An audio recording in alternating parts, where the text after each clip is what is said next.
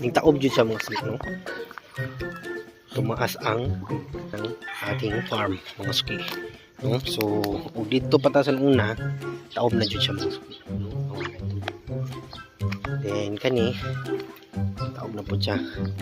So ang atong itlog is okay ra mga suki, no? So chikon siya nato sa kubo, itong dwarf na kubo. Agay.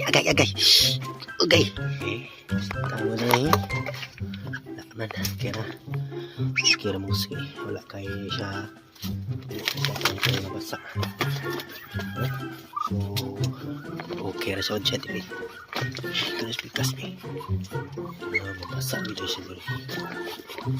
So, wala itlog din mo sige kay mabasa siya mo sige.